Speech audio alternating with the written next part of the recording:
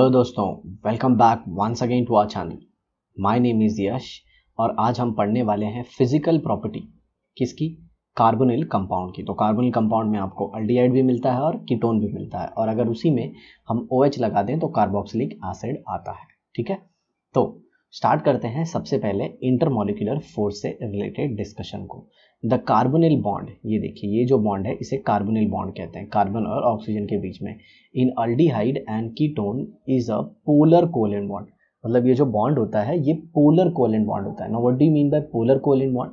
जरा देखिए, यहाँ पे ये कार्बन है और ये ऑक्सीजन है। तो ऑक्सीजन जो है वो क्या करता है, वो कार्बन के ये दो इलेक्ट्रॉन को अपनी तरफ खींच लेता है, और जब वो कार्बन के दो इलेक्ट्रॉन को अपनी तरफ खींचता है तो कार्बन पे आता है डेल्टा पॉजिटिव और ऑक्सीजन पे आता है डेल्टा नेगेटिव। और बहुत सारे बच्चों का ये भी डाउट होता है कि क्यों कार्बन के दोनों इलेक्ट्रॉन को पूरा ऑक्सीजन ले लेता। समझ में आया? तो ये एक आयनिक बॉन्ड नहीं है, ये कोवेलेंट बॉन्ड है। क्या है? Covalent bond. मतलब कार्बन की इलेक्ट्रोनेगेटिविटी इतनी भी कम नहीं है कि ऑक्सीजन पूरा इलेक्ट्रॉन लेके चले जाए। ठीक है, as a result these compounds contain dipole dipole forces. तो ये देखिए, मतलब ये एक कार्बोनिल है, ऐसा ही दूसरा कार्बोनिल आएगा तो दूसरे कार्बोनिल में क्या होगा, इसके ऊपर डेल्टा पॉजिटिव आएगा और इसके ऊपर डेल्टा नेगेटिव आएगा। तो ये देखिए, ये इससे अट्रैक्ट होगा, ये भी किसी नेगेटिव से अट्रैक्ट होगा। इस तरह से इनके बीच में जो अट्रैक्टिव फोर्स होता है वो डाइपोल डाइपोल, क्यों ये खुद एक पोलर सिस्टम है। मतलब यहाँ पे पॉजिटिव यहाँ पे नेगेटिव, दो पोल आ गए तो ये डाइपोल हो गया, ये भी डाइपोल हो गया। तो इनके बीच में जो इंटरमॉलिक्यूलर फोर्स होता है उसे हम कहते हैं dipole dipole attraction. The molecule orient in such a way as to have oppositively polarized atom facing each other। देखिए यहाँ पे अच्छे से दिखाया गया, नेगेटिव के सामने पॉजिटिव और पॉजिटिव के सामने नेगेटिव, तो इसे से होता है डाइपोल डाइपोल अट्रैक्शन। देखिए अब dipole dipole attraction in carbonyl compound. Carboxylic group of carboxylic acid contain OH bond which is responsible for formation of hydrogen bonding. तो देखिए, मैंने आपको पहले भी बताया है कि जब भी हाइड्रोजन फोन से अटैच है, फ्लोरीन ऑक्सीजन और नाइट्रोजन से, ये हमेशा क्या बनाता है, हाइड्रोजन बॉन्ड। ओके, मतलब जब भी हाइड्रोजन फ्लोरीन ऑक्सीजन या नाइट्रोजन इन तीनों में से किसी से भी अटैच होगा तो it will always form what, it will always form hydrogen bond. याद रखिएगा आप ये। और ऑर्गेनिक केमिस्ट्री तो हम देखते हैं कि कार्बन और क्लोरीन भी कैपेबल है हाइड्रोजन बॉन्ड बनाने के लिए, बहुत वो एक्सेप्शनल केसेस होती है। ठीक है, दस carboxylic acid have strongest intermolecular forces of attraction. अब देखिए, मैं आपको बताना चाहूंगा कि जो ये हाइड्रोजन बॉन्ड है ये भी एक टाइप का डाइपोल डाइपोल ही है, ये भी एक टाइप का डाइपोल डाइपोल ही है। लेकिन डाइपोल डाइपोल के स्ट्रेंथ से हाइड्रोजन बॉन्ड का जो स्ट्रेंथ है, हाइड्रोजन बॉन्ड स्ट्रेंथ, वो काफ़ी ज़्यादा होता है। मतलब अगर आप डाइपोल डाइपोल कहीं बुक, अगर किसी किताब को पढ़ोगे तो उसमें यही लिखा होता है कि hydrogen bond is a special case of dipole dipole interaction. ऐसा क्यों? क्योंकि हाइड्रोजन बॉन्ड भी डाइपोल डाइपोल जैसा ही अपीयर होता है, लेकिन उसका जो स्ट्रेंथ होता है ना, वो डाइपोल डाइपोल से ज़्यादा होता है। आई बात समझ में? अब देखो, यहाँ पे boiling point of aldehyde and ketone दिखाया गया है। अब ये देखिए, ये मिथेनल है, ये इथेनल है, ये प्रोपेनल है। देख रहे हो, जैसे जैसे आप नीचे जा रहे हो बॉइलिंग पॉइंट बढ़ते जा रही है। ओके, ये अल्डिहाइड है तो देखिए अल्डिहाइड की बॉइलिंग पॉइंट बढ़ते जा रही है। ऐसा क्यों? जैसे जैसे मॉलिक्यूलर वेट बढ़ेगा, जैसे जैसे मॉलिक्यूलर वेट बढ़ेगा वैसे वैसे बॉइलिंग पॉइंट बढ़ते जाता है। ठीक है, अब यहाँ पे देखिए, अब इनका बॉइलिंग पॉइंट क्यों नहीं दिया गया? क्योंकि ऑलरेडी गैसेज होते हैं, लोअर मेंबर्स। अब यहाँ पे देखिए, propanone 329, butanone 353, pentane 2 375, hexane 2 400 kelvin. क्यों बढ़ रहा है? जैसे जैसे आप नीचे जा रहे हो मॉलिक्यूलर वेट बढ़ रहा है। मॉलिक्यूलर वेट आई होप आप सबको निकालने आता है। देखिए, नंबर ऑफ कार्बन 1 और ये 2, तो यहाँ पे बेसिकली ये एक वाला कीटोन और ये 2 वाला नहीं डालने के पीछे जो मैंने रीज़न बोल दिया कि ये गैसीय स्टेट में होते हैं, एक्चुअल में एसीटोन होता है, वो लिक्विड स्टेट में होता है। लेकिन एसीटोन के अंदर अगर आप देखो तो कार्बन कितने होते हैं? 3 कार्बन होते हैं, और यहाँ पे कार्बन कितना लिखा है? 2। तो कीटोन का बनना ही 3 कार्बन से स्टार्ट होता है, इसीलिए वहाँ पे डैश लिखा है, क्योंकि 2 कार्बन से कीटोन नहीं बन सकता। ठीक है, तो मैं माफ़ी चाहूँगा जो मैंने बोल दिया कि गैसीय स्टेट में एग्जिस्ट होते हैं, इसीलिए उनकी बॉइलिंग पॉइंट नहीं दी गई है। ठीक है, देखिए अब यहाँ पर physical state and boiling point of aldehyde and ketone. मतलब फिजिकल स्टेट और बॉइलिंग पॉइंट क्या होता है अल्डिहाइड एंड कीटोन का, ये अपने को देखना है। Formaldehyde is gas at room temperature, मतलब 298 केल्विन या फिर 25 डिग्री सेल्सियस पे जो फॉर्मल्डिहाइड है मतलब HC डबल बॉन्ड OH, ये कौन से स्टेट में होगा, गैसियस स्टेट में।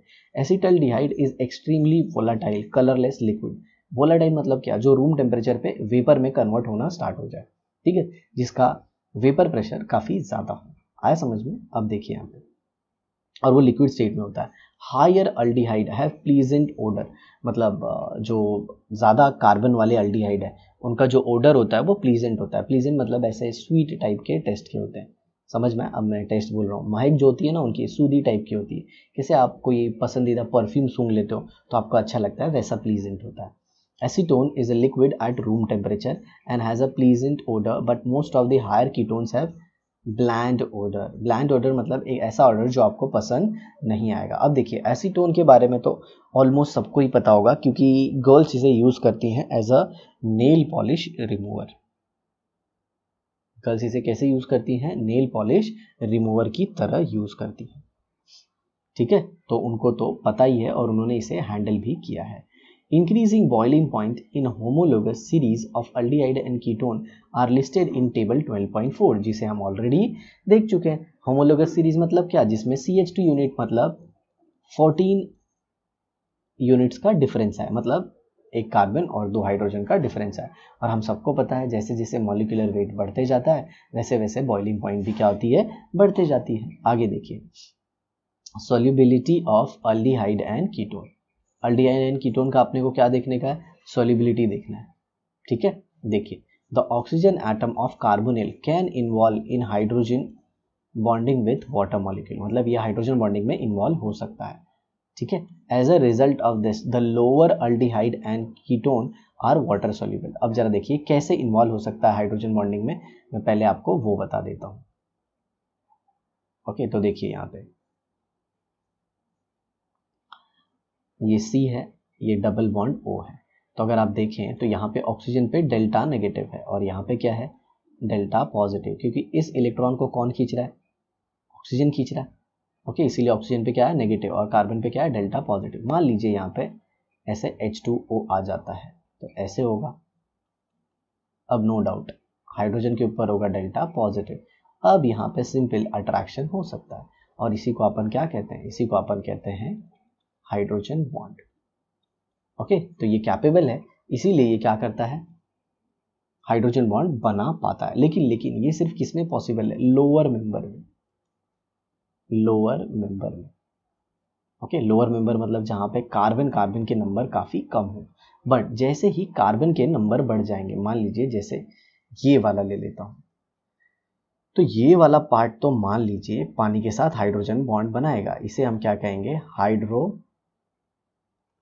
हालांकि हाइड्रोफिलिक में भी ये पार्ट एक्चुअल में पूरा दिखाना थोड़ा गलत होगा। हाइड्रोफिलिक में भी अगर आप देखें तो ये पार्ट पूरा दिखाना थोड़ा गलत है। ओके, एक्चुअल में सिर्फ इतना ही दिखाना चाहिए, ऐसा है, ठीक है। ये पूरा पार्ट हाइड्रोफिलिक है। और अगर इस पार्ट को आप देखें, ये वाले पार्ट को, ये वाले पार्ट को, तो ये पूरा पार्ट अगर आप ले लें, चलिए पूरा ही कार्बन का ये पार्ट ले लेते हैं, तो ये होता है hydrophobic. No, what do mean by hydrophobic, hydrophilic मतलब पानी लवर, मतलब पानी में डिजॉल्व होना चाहता है, बट ये वाला पार्ट क्या है, हाइड्रोफोबिक मतलब पानी को पसंद नहीं करता।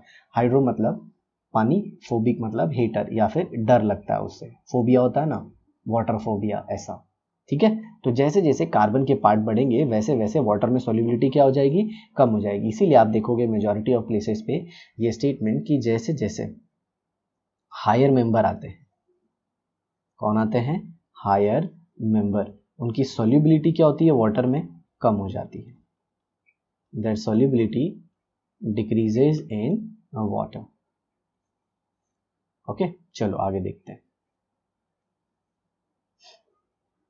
As the molecular mass increases, the proportion of hydrocarbon part of the molecule increases. देखो हाइड्रोकार्बन, कार्बन और hydrogen, which cannot form hydrogen bond and the water solubility decreases. ये देखिए, ये हाइड्रोजन बॉन्ड मैंने आपको बताया था, ठीक है, ये डॉटेड स्ट्रक्चर जो है इसी को हाइड्रोजन बॉन्ड कहते हैं। Hydrogen bonding in carbonyl compound and water, तो ये देखिए पूरा टेबल भी देके रखा है बकायदा, यहाँ पे देख रहे हैं आप। Increasing boiling point of carboxylic acid, चलिए ये बॉइलिंग पॉइंट से रिलेटेड है तो इसे बाद में देखेंगे। अब जरा देखिए फिजिकल स्टेट, फिजिकल स्टेट मतलब सॉलिड होंगे, लिक्विड होंगे या गैस होंगे। बॉइलिंग पॉइंट मतलब कौन से टेम्परेचर पे वो लिक्विड से वेपर में कन्वर्ट होंगे। And solubility of carboxylic acid मतलब कार्बोक्सिलिक एसिड पानी में डिजॉल्व होगा या नहीं होगा। उल्टे अल्डिहाइड एंड कीटोन के कंपेयर में बोलूँ तो सेम, अगर होमोलोगस या फिर ऐसे बोलते हैं कंपेरेबल मॉलिक्यूलर वेट का अगर आप लोगे तो कार्बोक्सिलिक एसिड ज़्यादा सोल्यूबल होगा, क्योंकि उसके अंदर तो हाइड्रोजन बॉन्डिंग होती है। सर लेकिन अल्डिहाइड एंड कीटोन भी तो हाइड्रोजन बॉन्ड बनाते हैं, लेकिन उनके ट्रू हाइड्रोजन बॉन्ड नहीं होते। हाइड्रोजन बॉन्ड मतलब क्या होता है, जो दो मॉलिक्यूल हाइड्रोजन बॉन्ड में इन्वॉल्व हो रहे हैं, चाहे वो सेम हो चाहे वो अलग हो, ठीक है, उनके पास हाइड्रोजन और ऑक्सीजन दोनों होना चाहिए, ऐसी बात है। Lower aliphatic carboxylic acid up to 9 carbon atoms all colourless liquid. Okay, carboxylic acid देखिए, कार्बोक्सिलिक एसिड कब तक, जिनमें 9 कार्बन है वो कलरलेस लिक्विड होते हैं विथ इरिटेटिंग ओडर, मतलब इनका ओडर काफ़ी इरिटेटिंग होता है, मतलब आपको बिल्कुल पसंद नहीं आएगा। The higher homologue are colourless, मतलब जिनके पास 10 कार्बन है 12 कार्बन है, ऐसे कार्बोक्सिलिक एसिड क्या होते हैं, कलरलेस होते हैं और वैक्स जैसे सॉलिड होते हैं। वैक्स आपने कैंडल देखा है ना, कैंडल, अरे मोमबत्ती, वैसे सॉलिड होते हैं।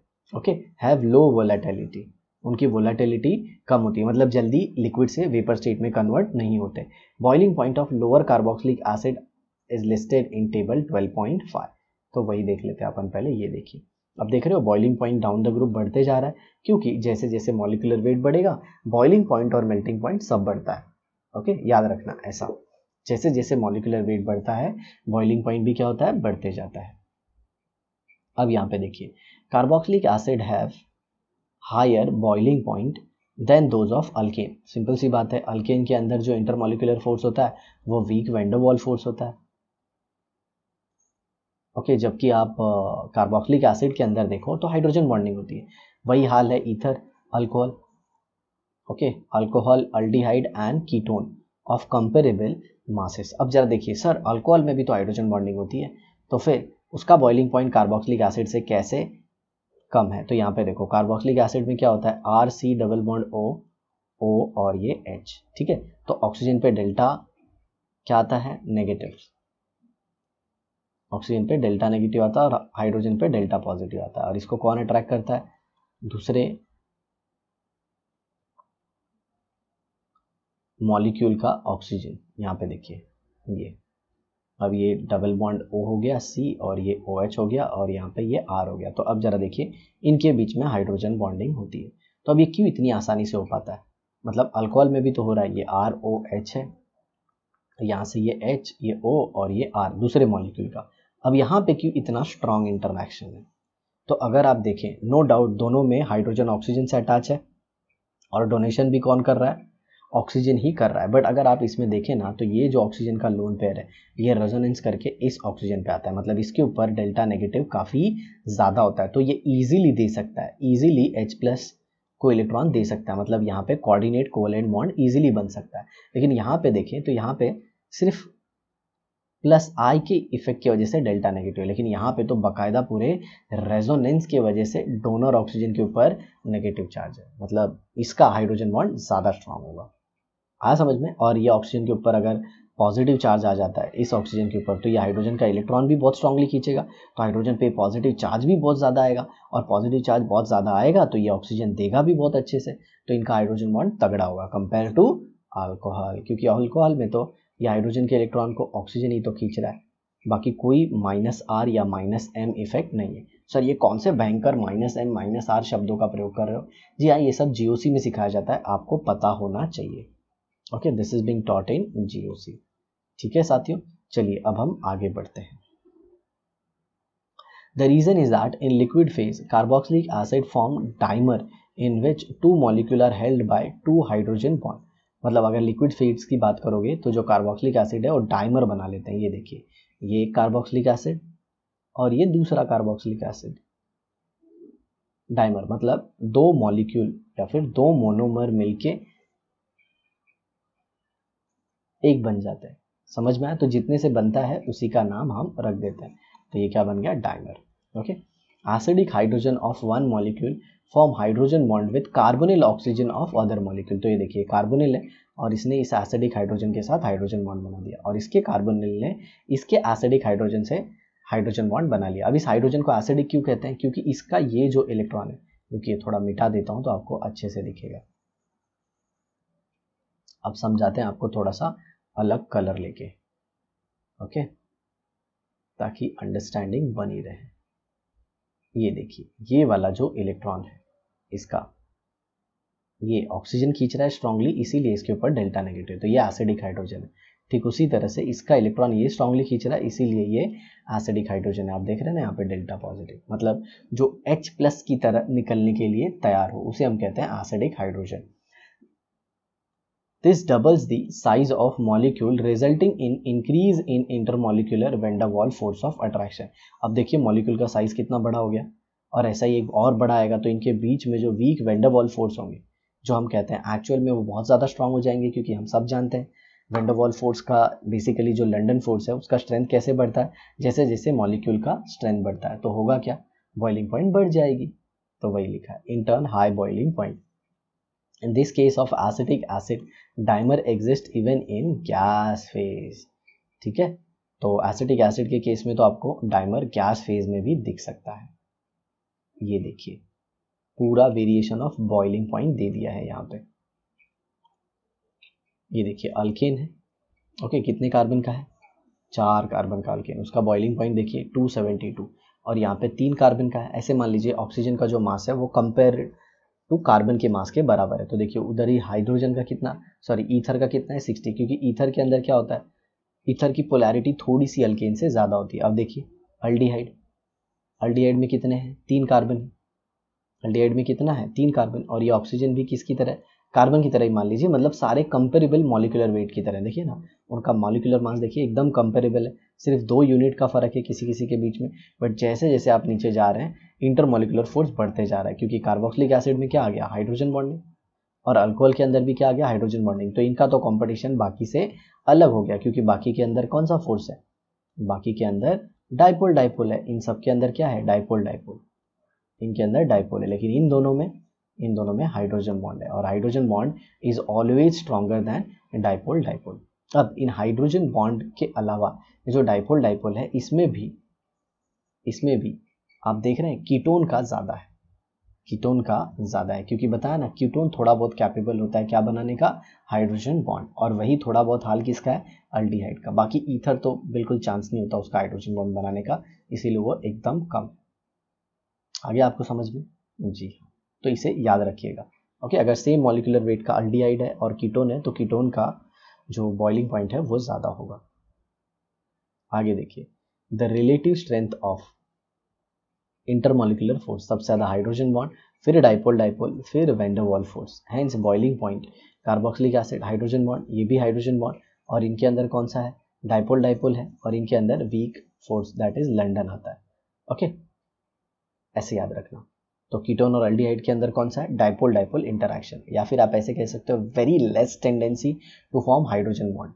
हाँ समझ में, ओके, लेकिन आपस में तो हाइड्रोजन बॉन्ड बना ही नहीं पाते, मतलब अगर एक कीटोन है और दूसरा भी कीटोन है तो याद रखना इनके बीच में कभी हाइड्रोजन बॉन्ड नहीं आएगा, इनके बीच में डाइपोल डाइपोल आएगा। तो सर कीटोन का हाइड्रोजन बॉन्ड आप किस बेसिस पे बोल रहे थे? मैं कीटोन का हाइड्रोजन बॉन्ड वाटर में सोल्यूबिलिटी के टाइम पे बता रहा था कि कीटोन जब वाटर में डिजॉल्व होगा तो वाटर के साथ वो हाइड्रोजन बॉन्ड बना सकता है।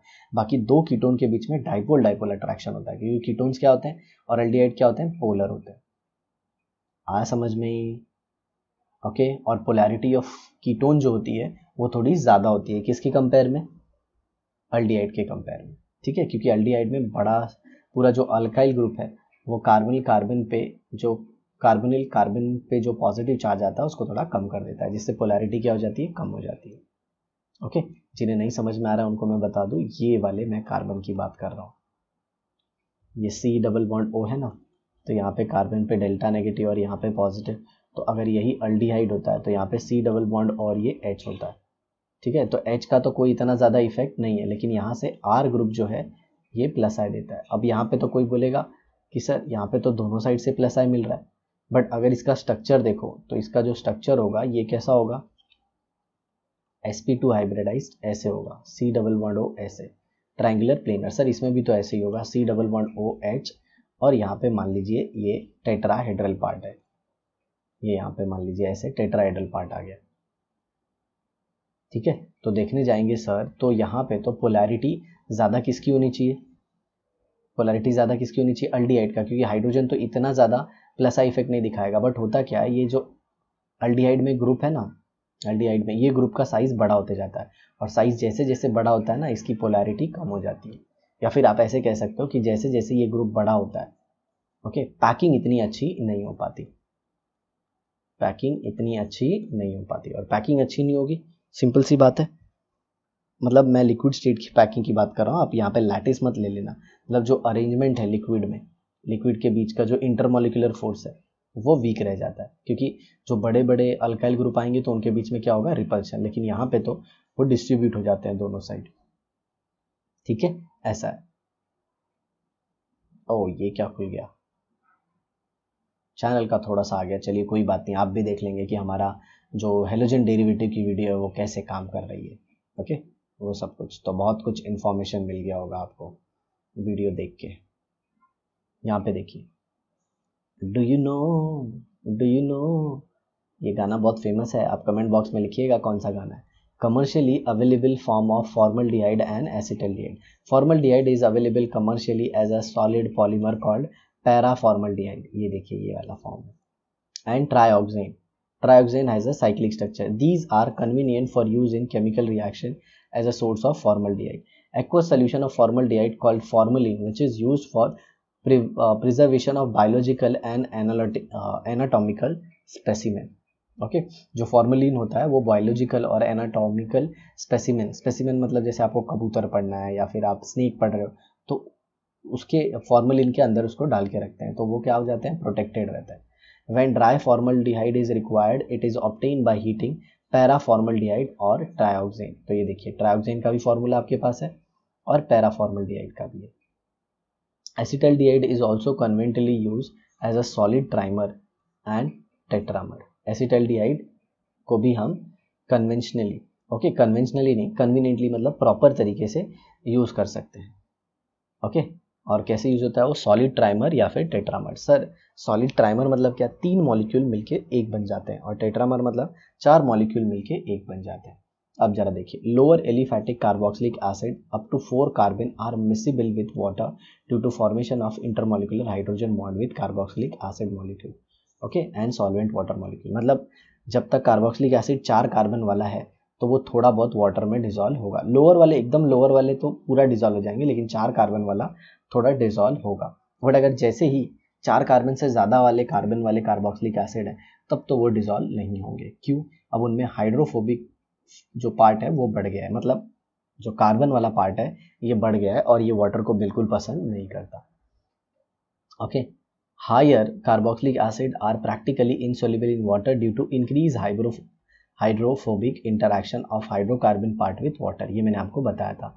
Aromatic acid like benzoic acid are also practically insoluble in water. Okay, जैसे कि बेंजोइक एसिड है ये भी प्रैक्टिकली इनसॉल्युबल है वाटर में एट रूम टेम्परेचर।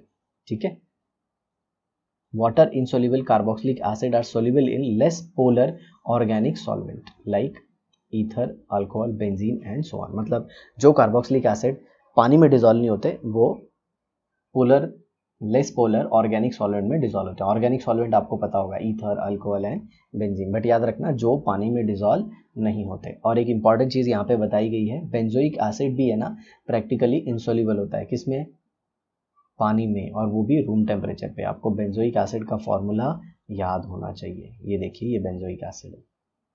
आगे देखिए, पोलैरिटी ऑफ कार्बोनिल कंपाउंड।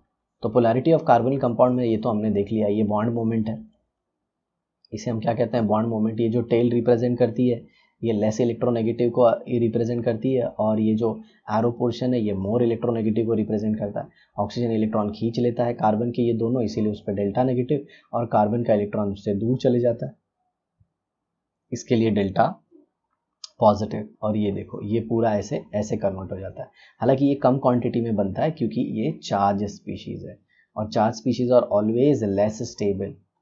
जो चार्ज स्पीशीज होते हैं वो हमेशा कम स्टेबल होते हैं, किसके कंपेयर में, न्यूट्रल के कंपेयर में। बट जी हाँ, ये फॉर्म भी एग्जिस्ट होता है। ठीक है, अब यहाँ पे देखिए इसी का रेजोनेंस हाइब्रिड बना दिया, मतलब दोनों से इंफॉर्मेशन लेके इस स्ट्रक्चर को बनाया गया है। ठीक है, पहला स्ट्रक्चर कुछ इंफॉर्मेशन देता है, सेकंड स्ट्रक्चर कुछ इंफॉर्मेशन देता है, दोनों को लेके हमने ये स्ट्रक्चर बना दिया। जैसे दो स्ट्रक्चर है तो इसमें एक बॉन्ड, इसमें एक बॉन्ड, मतलब इसमें ऑलमोस्ट 1.5 बॉन्ड आएगा, मतलब एक पूरा बॉन्ड और एक आधा बॉन्ड जैसा। ओके, तो ये हाइब्रिड स्ट्रक्चर है, आपने 11th में पढ़ा होगा हाइब्रिड स्ट्रक्चर को कैसे ड्रॉ करते थे। तो ये दिखाता है polarity of carbonyl group, that is oxygen के ऊपर नेगेटिव चार्ज होता है और कार्बन के ऊपर पॉजिटिव। आगे देखते हैं, the carbon has a positive polarity, मतलब कार्बन के ऊपर पॉजिटिव चार्ज होता है, therefore it is electron deficient. No doubt ये जो कार्बन है जो ऑक्सीजन के साथ अटैच है, ओके, ये इलेक्ट्रॉन डेफिशिएंट है क्योंकि इसका बॉन्ड पूरा तोड़ के ये रख लेगा तो उसको इलेक्ट्रॉन की कमी हो जाएगी, simple. As a result this carbon atom is electrophilic, electro मतलब electron loving, and is susceptible to attack by a nucleophile. तो न्यूक्लियोफाइल मतलब जिसके पास इलेक्ट्रॉन है वो आके इस कार्बन पे ही अटैक करेगा, ठीक है ना। तो ये था हमारा physical property of aldehyde, ketone and carboxylic acid. अब नेक्स्ट अपने एपिसोड में हम बात करने वाले हैं reactivity of aldehyde and ketone. तो आई होप आपको ये वीडियो जरूर पसंद आई होगी, इसे अपने फ्रेंड्स के साथ शेयर कीजिए जितना हो सके उतना ज़्यादा, ओके। और आपके कोई भी डाउट है तो नीचे कमेंट बॉक्स में ज़रूर लिख दीजिए, ठीक है। तो मिलते हैं reactivity of aldehyde and ketone की वीडियो के साथ नेक्स्ट एपिसोड में। Thanks a lot for watching the video, have a nice day, bye bye.